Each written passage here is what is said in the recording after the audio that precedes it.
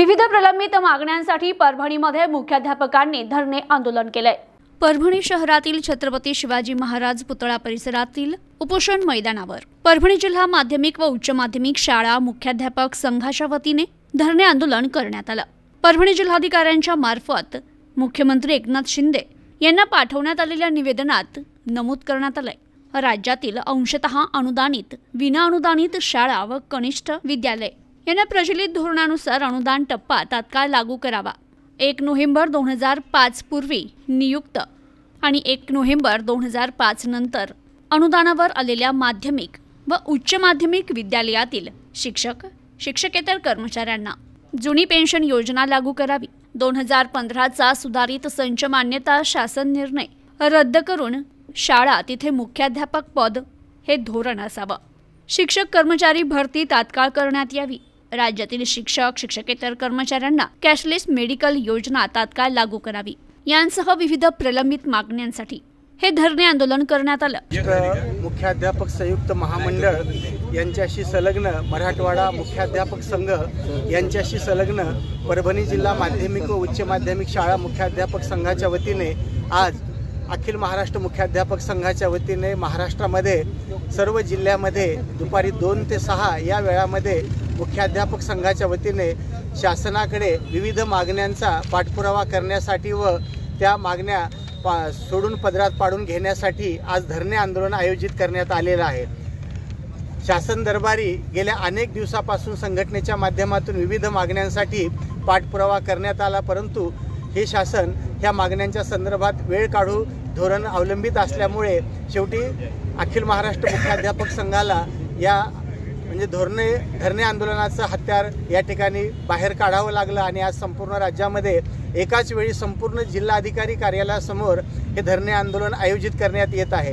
या आंदोलनाचा मुख्य उद्देश की आमच्या ज्या काही प्रलंबित मागण्या आहेत की 20%, 40%, 60% आणि ज्या अंशतः अनुदानित शाळा आहेत किंवा ज्यांना अद्याप अनुदान शाळा महाविद्यालयाला मिळालं नाही त्या सर्व शाळा महाविद्यालयांना प्रचलित धोरणानुसार अनुदान मिळावं। ज्यांना 20%, 40% किंवा 60% अनुदान आहे त्यांना प्रचलित धोरणानुसार पुढचा टप्पा अनुदानाचा शासनाने घोषित करावा। त्याचबरोबर 1 नोव्हेंबर 5 पूर्वी जे कर्मचारी नियुक्ती ज्यांची झालेली आहे परंतु ज्यांच्या शाळा महाविद्यालय 1 नोव्हेंबर 2005च्या नंतर 100% अनुदानावर आलेल्या आहेत अशा सर्व कर्मचाऱ्यांना जुनी पेन्शन योजना लागू करावी ही आमची प्रमुख मागणी आहे। त्याचबरोबर 15 मार्च 2024चा जो शासन निर्णय आहे की ग्रामीण भाग असेल किंवा शहरी भाग असेल, 8वी ते 10वी शाळा असेल किंवा 5वी ते 12वी असेल, त्या ठिकाणी मुख्याध्यापक पदासाठी 150 ही संख्येची अट जे घातलेली आहे ती अतिशय जाचक आणि अन्यायकारक आहे।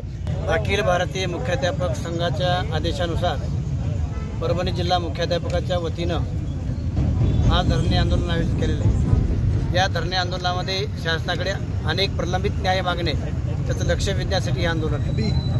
मागच्या 19 तारखेपासून समन्वय संघाचं जवळपास 30 जिल्ह्यामध्ये धरणे आंदोलन चालू आहे।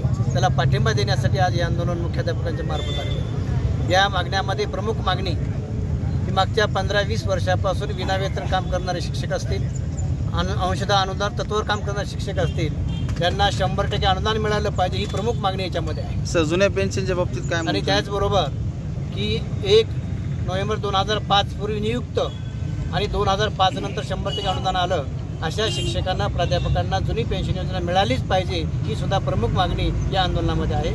त्याचबरोबर सेवकांची पदं भरल्या जात नाहीत, शिक्षकांची पदं भरल्या जात नाहीत, शिक्षकेतर कर्मचाऱ्यांची पदं भरल्या जात नाहीत, शिक्षकांना वैद्यकीय प्रतिपूर्ती योजना कॅशलेस झाली पाहिजे। परभणी जिल्हा मुख्याध्यापक उच्च माध्यमिक शाळा मुख्याध्यापक संघाच्या वतीनं आयोजित धरणे आंदोलनाच्या निमित्तानं जिल्हा मुख्याध्यापक संघाच्या प्रमुख मागण्यापैकी इयत्ता 5वी व इयत्ता 8वीचे जे वर्ग जिल्हा परिषदच्या शाळेच्या माध्यमातून सुरू करण्यात आले आहेत त्या अनाधिकृत वर्ग बंद करण्याविषयी आम्ही या धरणे आंदोलनाच्या माध्यमातून माननीय जिल्हाधिकारी, माननीय शिक्षण मंत्री आणि मुख्यमंत्री यांना निवेदन सादर केले आहे। जर जिल्ह्यातील 5वी आणि 8वीचे वर्ग बंद झाले नाहीत आणि ते जर असे चालू राहिले अनाधिकृतपणे तर मुख्य कार्यकारी अधिकारी जिल्हा परिषद यांच्या विरुद्ध तीव्र आंदोलन करण्यात येईल।